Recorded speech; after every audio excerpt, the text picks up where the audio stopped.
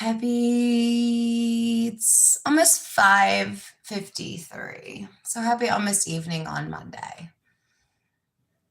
And and and yes, this Monday has been a little pooly and a little crunchier than I prefer. However, Mondays, the focus is all on mindset. So first, hi, I'm Nancy Rose. Thanks for joining me at the Nancy Rose Yoga Show. Today, I'm going to be talking about what we do on Mondays. I'm going to talk a little bit about embodiment and the time that my hashtag use got me in a book. So, I started yesterday sharing the story about how when I first learned about hashtags, I kind of thought they were stupid. I had started sharing my healing journey on Instagram, not really knowing why. I just felt this urge to share. So I had started figuring things out myself. I'd started working with my teacher, and I had this urge to share. So I'm writing these posts, and I was doing it on Instagram because it seemed like no one really knew me over there. I had my Facebook where most of my family people were, but Instagram, nobody really knew me. So it felt like it was kind of a safe place to dump all of my dark and dirty secrets and to just talk about some of the madness that I was coming into while I was learning about my energetic self, while I'm learning about my thinking mind and how much power that holds and has always held in my life. So in the beginning, I was doing a lot of things without really being sure why. And one of them was sharing. I would share my posts all the time. I would take pictures of me practicing yoga because I was teaching myself. I would watch a clip of someone doing a pose. There were a couple of teachers that they shared one pose at a time breakdowns, and I would copy their pose. One of them was Allie. Her name was Allie, and I'm trying to think of what she called herself. But she did a really great breakdown of each pose, mountain pose, tree pose, every single one, and just spending a few minutes breaking it down in the body. And for me, that was helpful because the little bit of yoga I had experienced, I was not at all in the space of knowing how to use my body parts. For example, mountain pose, right? When I was in yoga for the first time, I hear mountain pose just stand there. And you just stand there, and it just felt like I would just stand there. So I would be in yoga like this. But when I learned that we want to press our big toes into the ground, bend the knees and stand up, let that pelvis sort of tilt and activate the abdomen, let the shoulders roll back and arms open, pressing the big toes and then squeezing my shins together. Imagine magnetizing my shins, still pressing the big toes, feeling my hips and fire up, and this tilt, my heart open and my head forward. That is a pose. That is doing something. That is active mountain pose. This is what I was doing, and I wasn't doing anything. So I had to let myself learn each step and what it was what is wanting to do in my body. Because what I had got from yoga, it just wasn't enough. It wasn't making sense. And I've never been the kind of person to do something that doesn't make sense.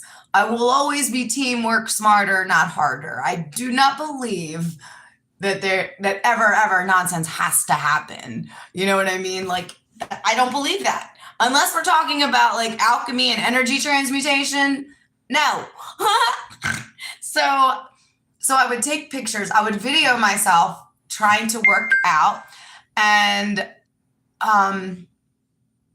I would watch back and forth to see how I'm doing. And I would look in the video to see if I'm if I'm getting my body in the right posture. So little things like having your arms like on the inside or the outer edges of your framing of your legs. You know, when you do like how do you say? Like camel pose, having the hands facing down, little things like that have made huge differences in my yoga practice. And honestly, like I learn yoga for healing. I teach yoga for well-being. While we all enjoy the Instagram photographs and videos, that's just a side effect. I could care less. It just happens to be yay, yay. But also that's not really why it was happening. That's not why I'm doing it. It just cool. It's like some sprinkles. I always love some sprinkles, but that's not really why I'm eating the ice cream cone. You know what I'm saying? So I would go to Instagram and I'd share a little bit of my yoga journey and some sort of really wild written piece to go with it, almost never having anything to do with said yoga pose. And it was cool. People would give me a couple of hearts. People were seeing me as somebody doing something new. I hadn't done that before. They were watching me in my bigger body do these things. And I think that people generally feel like good for you when they see someone doing that kind of thing. So it was pretty just some randoms were happy for me. And that was enough. So I'm writing and I'm writing and I'm yoga and I'm learning and I'm writing and I'm, divulging all my secrets to Instagram. And the hashtags started to appear and I could feel it. I was like, I don't want to use hashtags. I would always be like, that's for young people. That's immature. Nancy's ego is so annoying. And we never listen to her anymore because usually the thing that I don't want to do is exactly what I need, exactly what I actually want.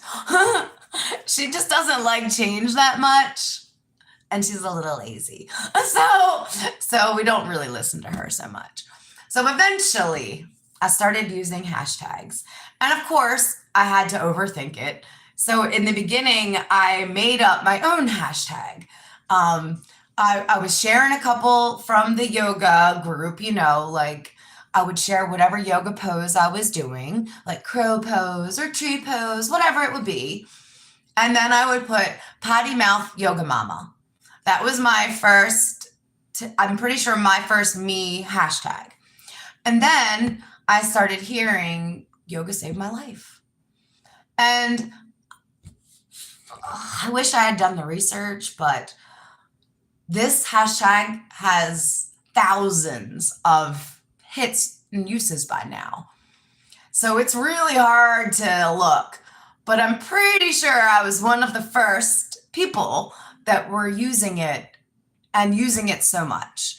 So now I'm, like a typical tistic and I'm overdoing, I'm oversharing, I'm over yogaing. It's basically yoga coming out of my ears on my Instagram because I was really into it. It was a special interest and I was interested.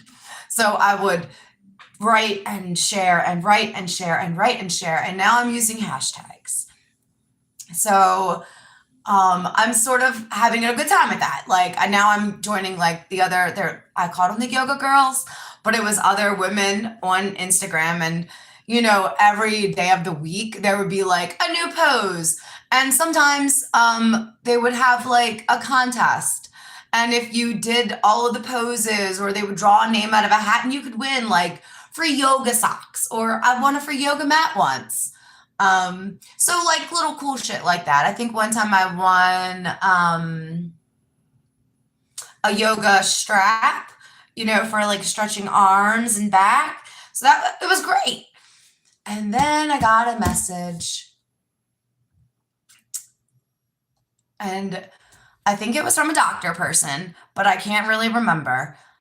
But I got a message on Instagram and it was like, hi, I run the page, Yoga Saved My Life, and I'm writing a book. And I see that you use this hashtag a lot. And, would you be interested in writing a piece about how yoga saved your life? And maybe we will put it in this book. And I was like, what? Really? I thought that was the coolest thing ever. I hadn't ever been asked to be in a book before. I want to write books. I've already written books. I haven't published books, but in my head, this felt like a very big deal, So again, I'm in the first 2 years of my first, maybe even 1 year. When did this come out? I was in the early parts, guys. So when I say I had so much to do, I had so much to do. Like I hadn't got there yet. Where's the date? I could look back in my messenger, but that feels cheating. Okay. So I got asked, do you want to write for the book? And I said, yes. So I wrote a piece, and that was a little complicated. I felt like I had to write it in my truth, but I wanted it to be understood. I wanted to get it in the book. I didn't want it to be rejected because it would be too weird. I'm pretty sure that was the running tone of my awakening in the beginning. This is too weird. This is too weird. I would say it all the time. I know this is weird, but I have written a book. I have not put it into this kind of format yet. I'm actually about to start my second book. I actually needed to finish my first one so that I could start writing my second one, because my second one's more exciting. My first one was just like the obligatory how to wake yourself up kind of an idea, like how to understand ourselves as an energy. I felt like that one I would have to do, Thanks. Now I just got to get it into a book.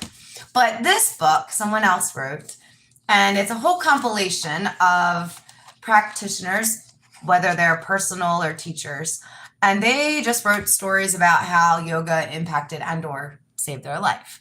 So I'm going to read my little page, and yeah, I would love for you to just hear if you can hear how it could have been seemingly weird to me. And how now, if I would have written it, it would still sort of say the same. It would just be done more confidently, like I would just be more confident. And so that's cool. I probably could look in the index, right?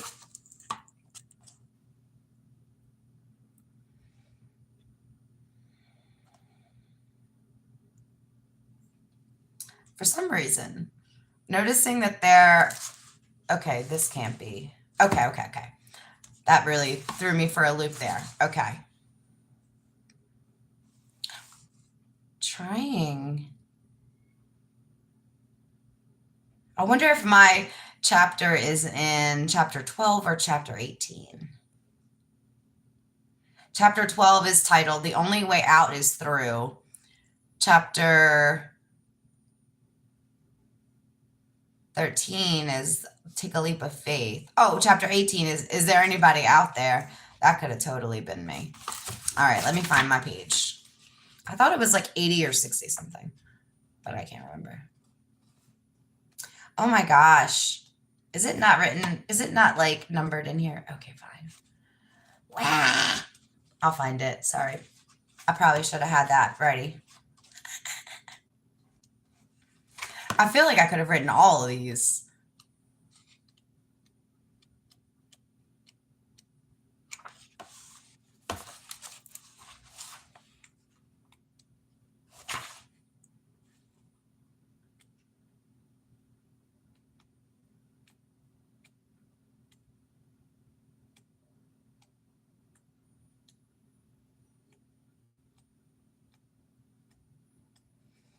I bet there's some really great stories in here. you think about like the context of what this has done, it's really interesting to see. Oh, here we go. Just me. This little snippet. Ta-da. Nancy Rose. That's me.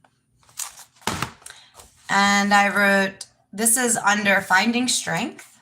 That's the chapter they put it. It says, yoga set me free from self-hate and gave me a forever home. I guess I'm what you call a recovering, fake, happy, pleasure-seeking addict, an overall abuser of anything that brings superficial joy.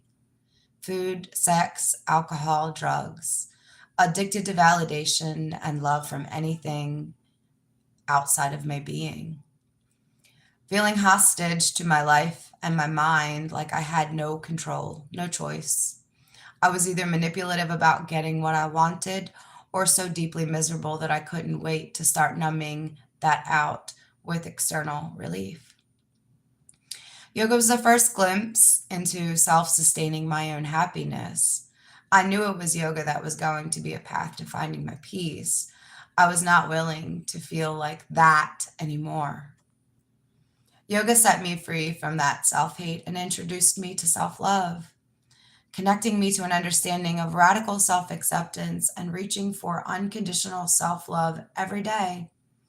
Ultimately, yoga reunited me with my intuition, which allowed for my own personal and spiritual realization. I never have to look outside for love again. And for that, I believe yoga saved my life.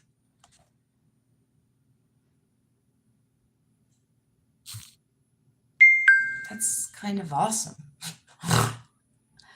Man, when I think about like back there, say hi, Suki.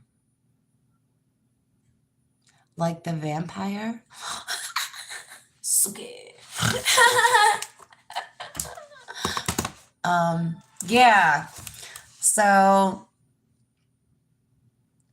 that was it. For me, yoga helped me slow down so that I could get back to hearing myself, so that I didn't need to ask other people. I shared my lessons for over a year, the lessons that my teacher was teaching me and that had me working on every day.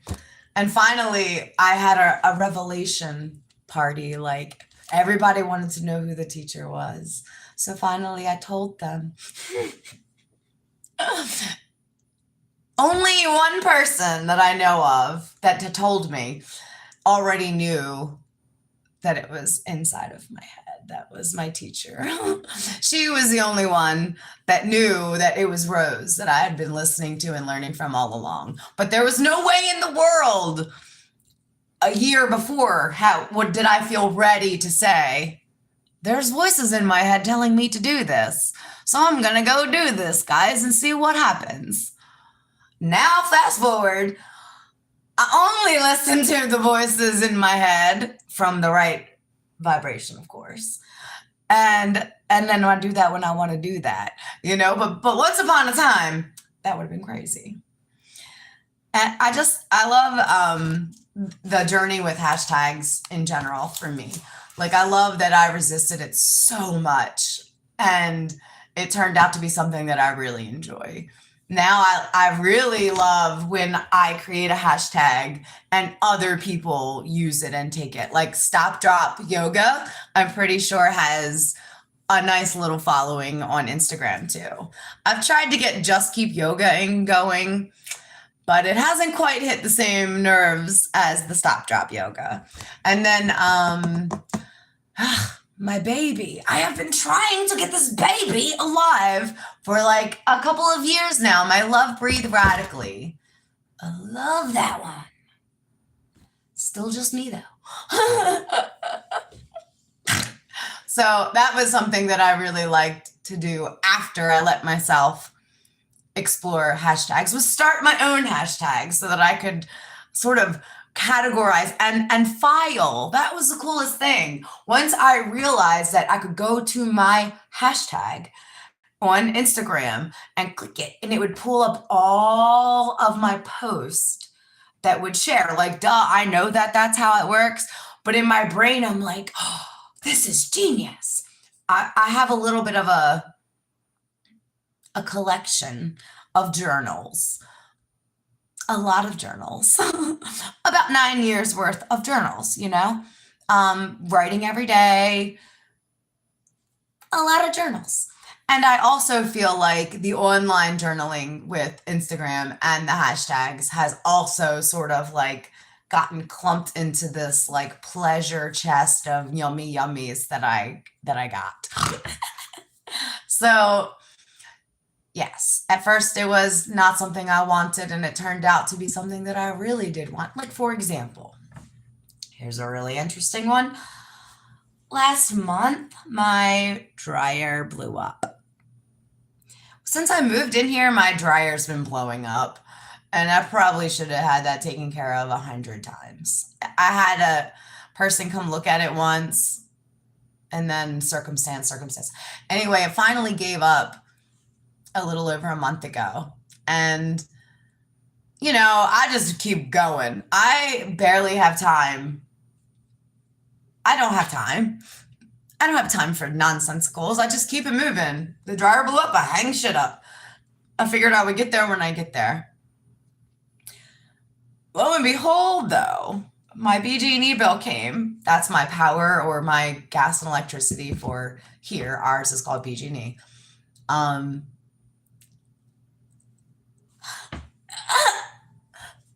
It went down $185. And I've been using the heat. So my dryer was probably costing me $200 a month for 2 years. That's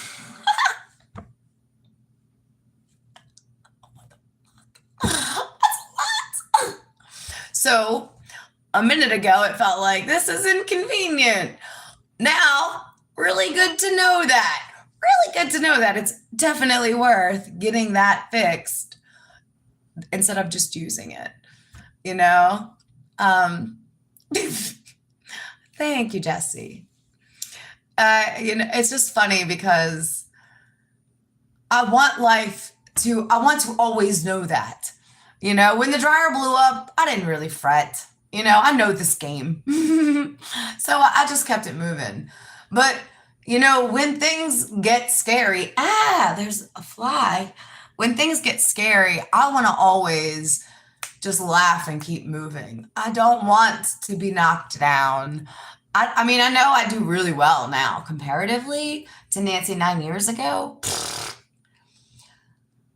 But I want to be so good at this. Something would be so like undesirable to my face, and I want to be like, I want to be so cocky with my creation.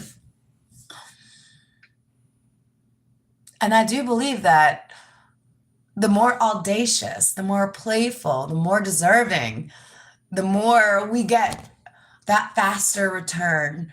And it's so next. I had someone reach out to me in TikTok, and they were asking about embodiment. Let me see if I can read the actual question. I wonder if it will take me away from here.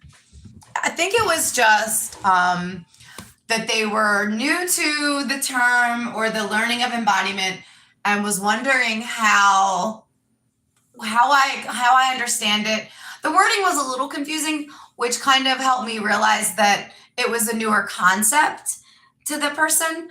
And it kind of just reminded me of when I first learned the word embodiment. And it sounded a little like fancy, like you're embodying it, but let's think about what that means. It just means to act how you're creating or feeling or on purpose, right? So like when we get dressed up on Friday for Halloween, I don't know what I'm going to be at this point, honestly, but whatever the character will be, I will probably play it up a little bit to more embody the character, to get into the mode, to get into the role. It's more believable when you are wanting to create the embodiment practice is helpful for the sake of making things come out faster.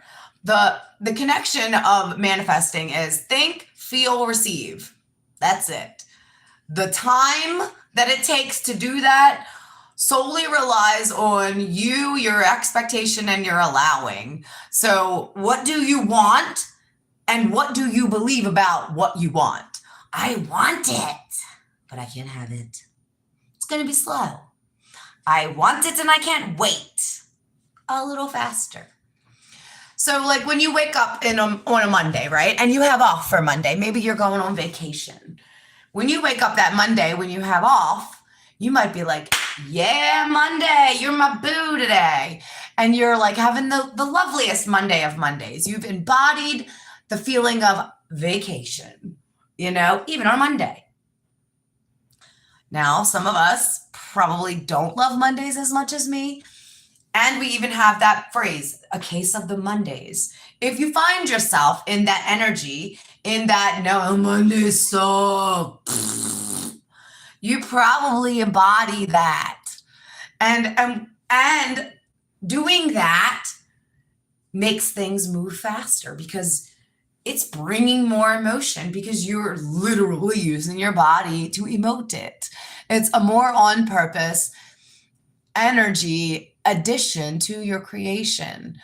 So like for me, when I want to embody my freedom, when I want to be reminded that I'm not scared no matter what happens, I don't care if that happens in time. I don't care if that letter says I got 30 days. I don't care. I want to embody the knowing one. I want to embody the one that knows that God is always on time. And I never have to lose. There is no sacrifice in creation. It's only expansion. If something seems to be going away, it's only because I've made space for something more desirable that I'm calling in and I'm ready for. If something is happening and I don't want it, it's because the other side of it is probably exactly what I asked for, and that's what I'm ready for. And letting myself feel that and trust that, letting myself know that I'm good, even if it feels scary in this moment, is how I further the embodiment of my well-being. And so we can use embodiment all over the place. We can use it on purpose, and a lot of times we are just embodying whatever we're thinking about without doing it on purpose. Like this.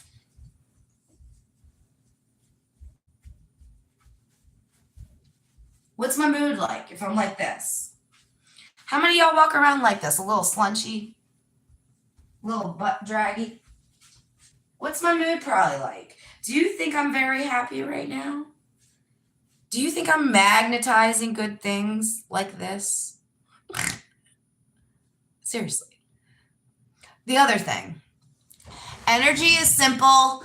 Our mind is complicated, but our energy is not complicated. Our energy only feels complicated because we've thought about it. So let it be easier. Let yourself know less is always more with energy. You only got to give yourself a tiny, and the universe will be like, here, have more. That's with everything. Give yourself a tiny worry. And if you get a minute and a half of that, because that's about how long it takes to start culminating evidence, you'll have more to worry about. But if you start to think, oh, I'm worried. Oh, I have 17 seconds to not think this. So I think I'm going to choose to just trust instead. I think I'm going to let myself distract myself in this moment and choose. Maybe it's going to be great. Maybe it's going to be wonderful. Maybe it'll be the best ever. Maybe I never have to worry again.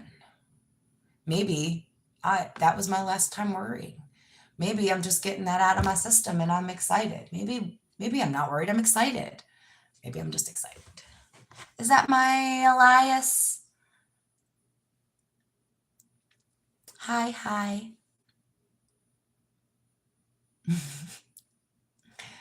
My son has a handful of TikToks with a couple of different names that aren't his. And I can't tell you how many times I have replied and sent funny like memes and things that I would send to my child to people like you, Alex.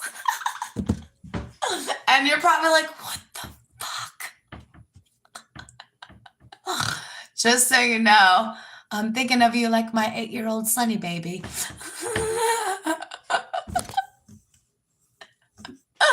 I love the error, the space for error that I have found with social media and sharing. Let me tell you guys the first time I learned about sharing reflections. I feel like I was taking a picture of something and I could see my whole naked self in a reflection. And this is way back a long time ago. And I was on Facebook. I'm like literally taking a picture of like a TV or something, completely dinghied out and had no idea. And I was like, oh shit, delete, delete, delete. You know, like I love the learning curve that social media has brought to my life. All of it, honestly. I love all of it. And especially, we all know my favorites. Don't tell the other platforms. And it's funny because, of course, I talked shit about the TT and I said, I don't want that. That's for kids. I was wrong. I love it. It's not you. You're messing with me. Prove it. Here, I'll invite you up. Elias. I think that could be you. But see, maybe it's not you. My son's name is Elias. So it is very confusing. But you know what? Some freaky shit happened one time. I was in TikTok land and someone started following and I was on a live walking through the woods. And next thing you know, she's talking. And I'm pretty sure she was saying, oh, my name is Nancy Rose too. And I was like, that's really fucking cool and weird. But we kept talking because that was really cool and weird, you know? Whatevs. Come to find out, this person then changed her name to my son's name, which was super creepy. Like, it was creepy enough before it occurred to me that a person was using my name to be creepy to me. But then to use my kid's name to be creepy to me, and they weren't even being creepy, they were just talking like, hi, what you doing? Like, and to me, that's creepy. Like, it's creepy. So, and I blocked them, but I'm pretty sure her name was still my kid's name the last time I looked. And it had been like a year. I think that's just the weirdest shit. I think that's like, that's weirder than talking to yourself and listening. Which I don't think is weird anymore. Let's just say that. I do not think that's weird. Okay, so I have shared a little bit about embodiment. I hope that makes sense.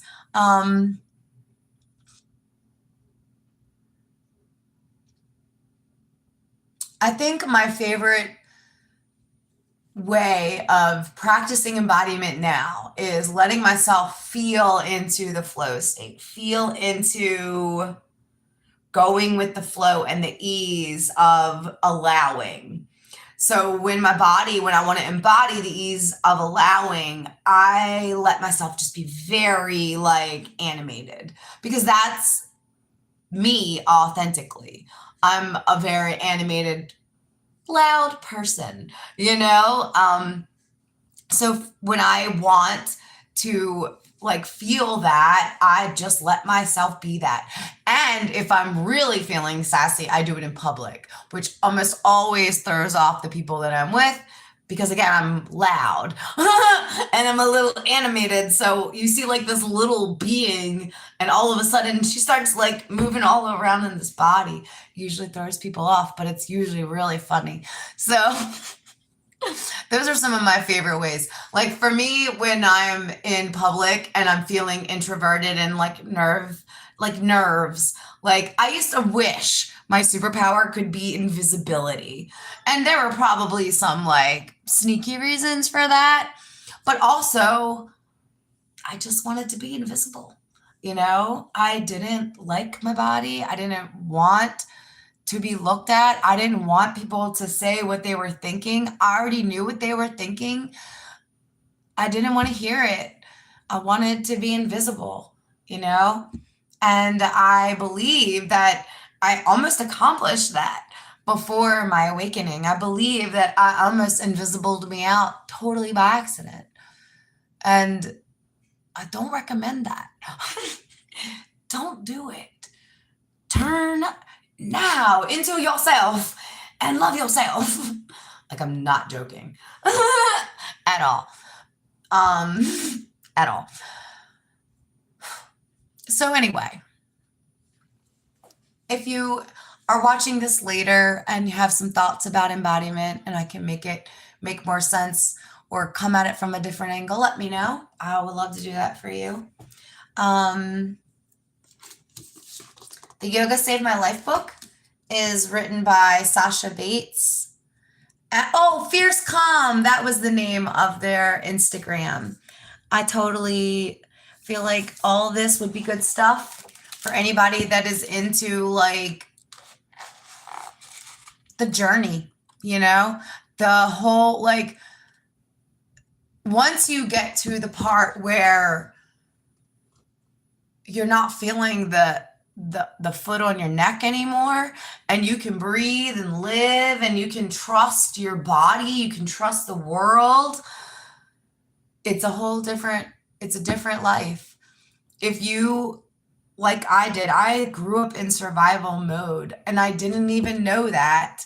I thought I was a normal. I thought happy people were fake. I was fake happy because that's what I was supposed to be, and it didn't work. But that was that, though. I was fake happy. I was very sad and I didn't let nobody know. Now, if I'm sad, well, first of all, I only tell me because I'm the one that takes care of me. So if I'm sad, we have to call a meeting. What will we do?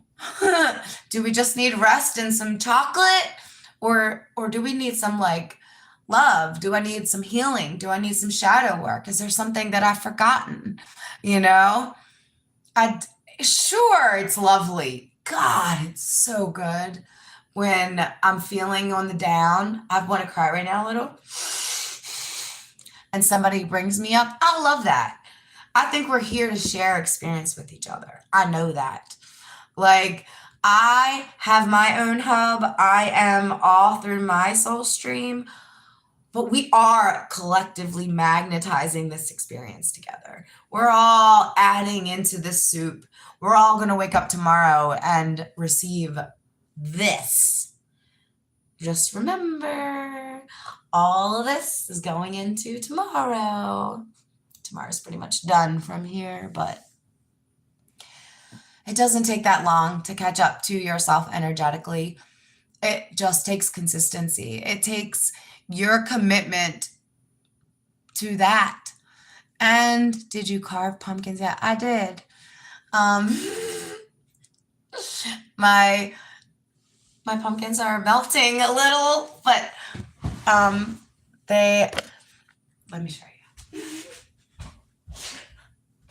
I've actually been really laughing at myself with this pumpkin episode, because I've had my own pumpkin patch. So that was a huge, whole, wonderful deal. It's late. When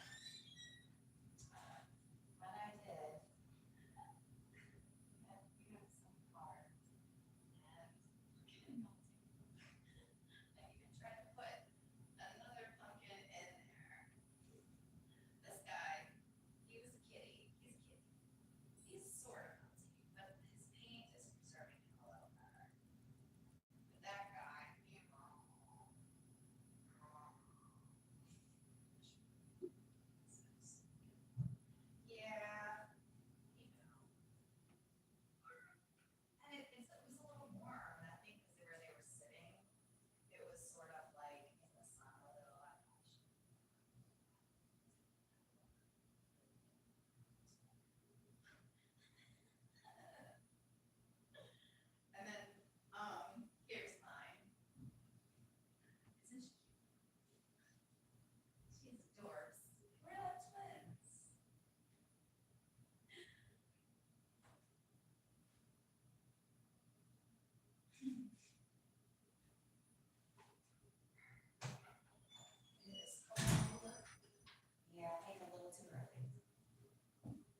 last week.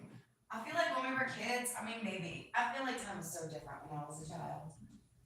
But, um, yeah. Brr. God, Gina.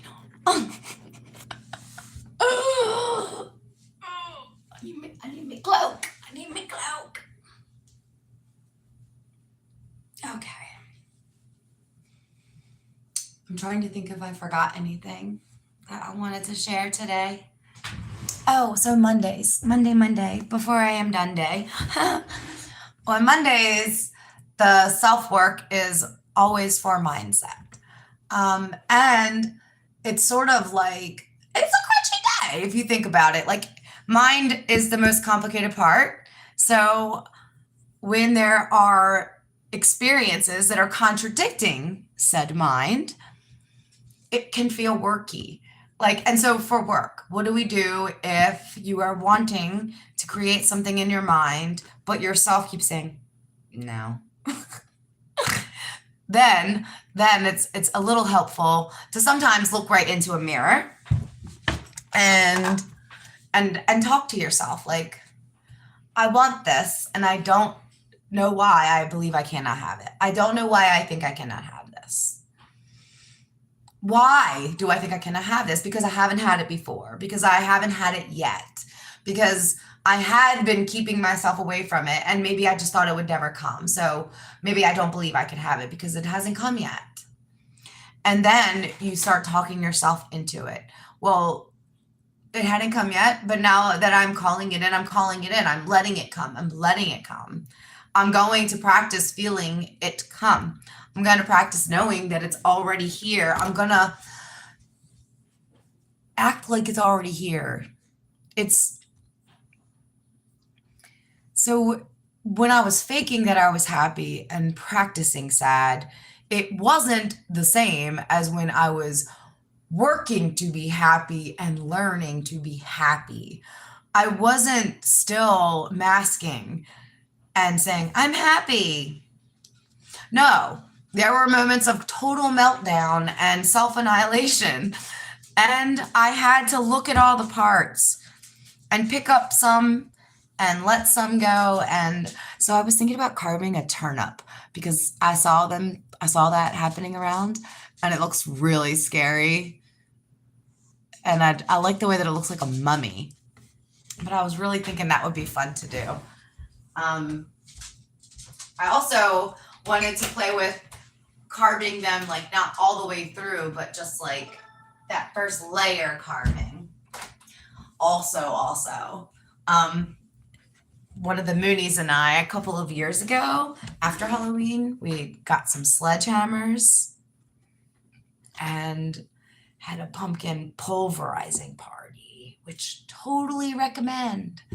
So, after Halloween, oh, and then if you do it in your backyard, you could accidentally grow a pumpkin patch too.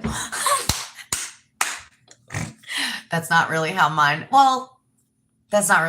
came. Not that year. But the one year, me and my friend, we were in my front yard in the city. So it's a front yard. Like there's other houses and cars and neighbors. And I had put a post on Facebook. I'm like, hey, has anybody got a sledgehammer? So many people wanted to share sledgehammers. It was so much fun. So I went around the neighborhood and I gathered a couple of sledgehammers, and me and Blair went to town on those pumpkins. So we sat for a moment and we just sort of held the pumpkin and told it all the things that we were going to let go of, and told it what we wanted the universe to hear, because we were going to pound it back into the ground.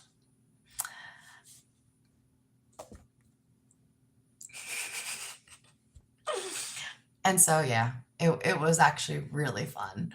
We've had some really fun moon circles. One time we were burning things in the backyard, as one does. And we had all these like herbs. And at the time, my then husband had a garden. We were burning all sorts of like parts of the dried plant branches. And somehow we stumbled on the ghost peppers. And next thing you know, it was basically like we maced ourselves.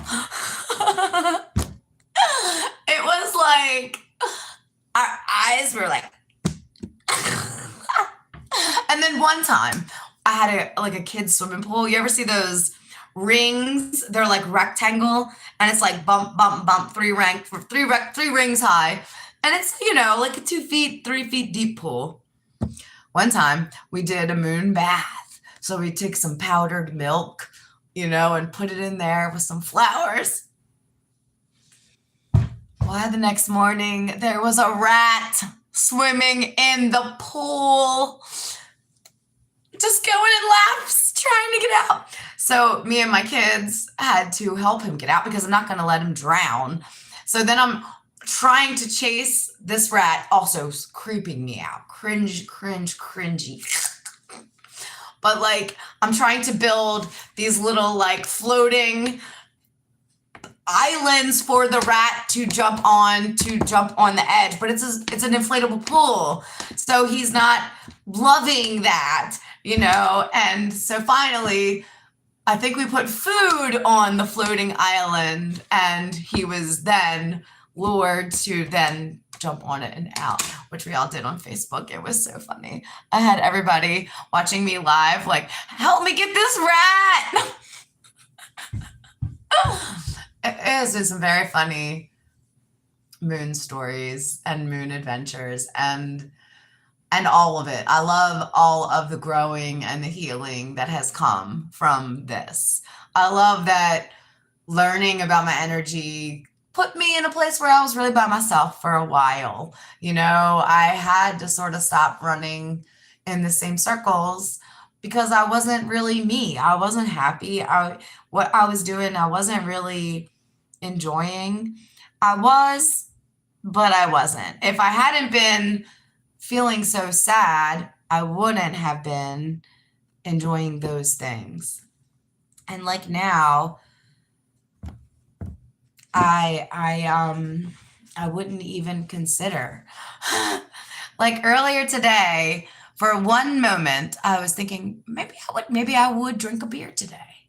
I don't really drink anymore, but it's also very cool to not feel like I have to say, I don't drink. I just don't drink, and it also is fine that if I ever maybe would want to have it, I would have it. I just don't usually want it, versus before I was so obsessed about like my Tuesday night out. We won't get into the Tuesday night out on this episode, but we'll talk about that maybe tomorrow on Tuesday. That's a good idea. Tuesdays are for talking anyway, so.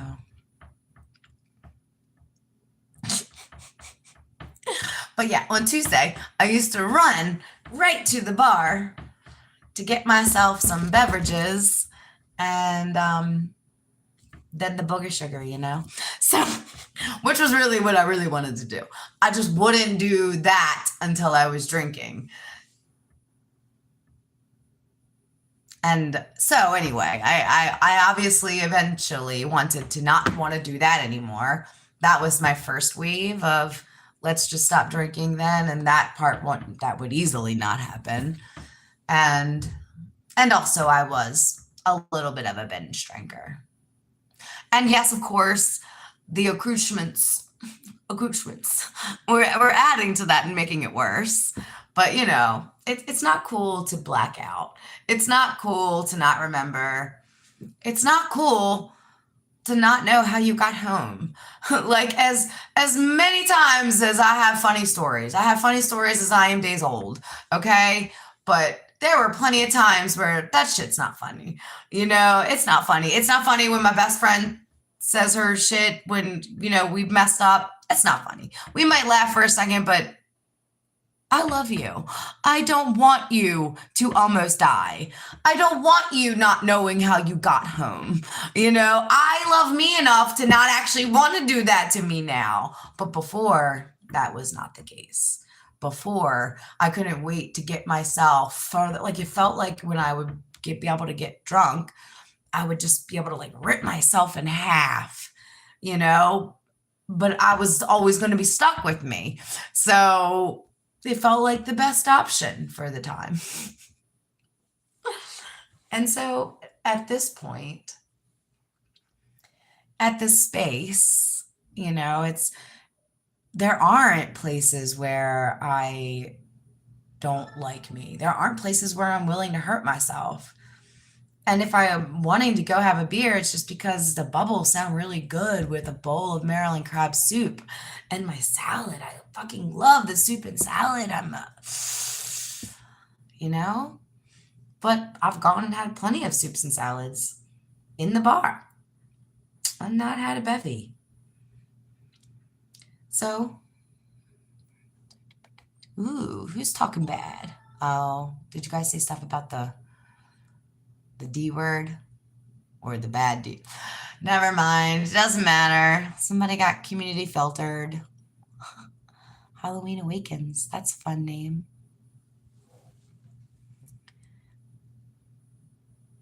Outer Range. Outer Range. That's fun. Phyllis McGee. That's fun. I love McGee. It makes me think of like, not the same, but like when we would say like Mick for everything. I feel like there was like a time when everything was Mick. Like, I can't remember what it was, but it was funny back then. Yeah. Sam Adams was never my flavor. I don't know if I ever liked Jägermeister, but I sure drank it. We even had a Jägermeister machine in the house. Turn on, like, it would hum and then get all the stuff to like really, really, really cold. Ugh, I can't even really say that word now. My tongue has started salivating because it's like, don't you fucking dare. I swear to God, I would not. And I would never say like, I'm not a nothing anymore, but I wouldn't do that again. I don't know how I got that stuff to stay down so many times. Brr. But I do enjoy like IPA beer. Sometimes that's really yummy. So yeah, hello. But yeah, I think the last time I drank might have been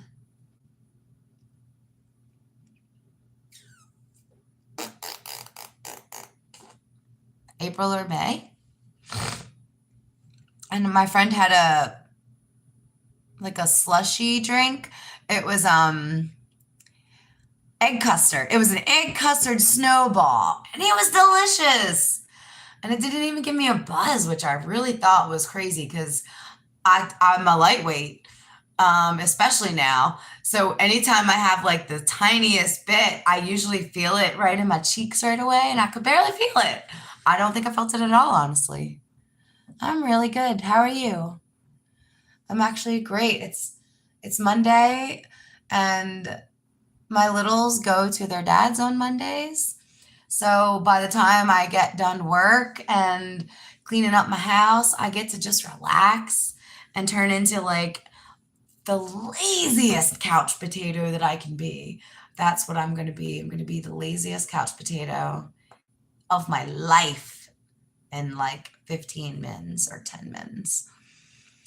I'm trying to decide if I want, wait for it, ravioli, or I got some like microwaved turkey dinner because I'm obsessed with Thanksgiving. I eat Thanksgiving like 100 times a year. This one time, me and my friend were going to eat. This was back in my play days, you know. And on this occasion, we were actually going to eat first. Good for us. And I'm like, I'm not really that hungry. And I swear to God, not joking, I'm not that hungry. And I looked and they had Thanksgiving dinner on the menu. I was like, oh, I'll have the Thanksgiving dinner. I'm like addicted. Cranberry sauce and stuffing. sauerkraut, mashed potatoes and gravy, sweet potatoes. You could throw some turkey in there if you want. I don't really care. I do like the turkey gravy though. I like to feel like the turkey was there, but what else? I'm definitely the sides gal. Back in the day, when me and my sister, we used to have a repossession company. We repo cars for our work, and I drove a tow truck. That was fun. There's a lot of stories in that chapter. But one of the main themes was we ate out. We ate our food out a lot because we were always in the tow truck. And one of my favorites was like Boston Market. Was that right? Boston Market.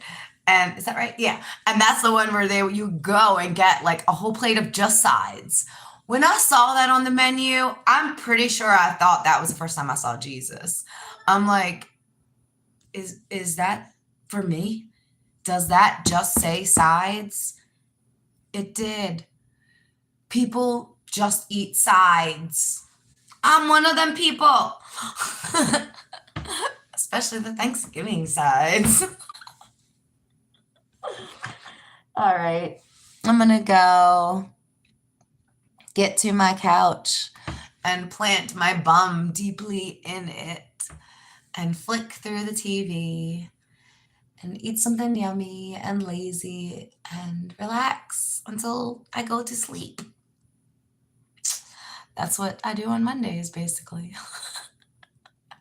At this point in the day, it is dark o'clock here. Can you see?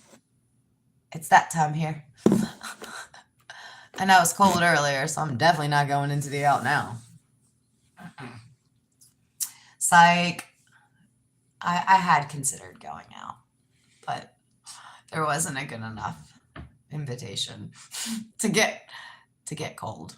I do love to dress up though, so I would have totally gone out and got food just to get dressed, but nothing that appealing arose, so I did not. Yeah, we'll see. Maybe tomorrow. Maybe not. Okay, I will see you guys next time tomorrow. Have a lovely evening.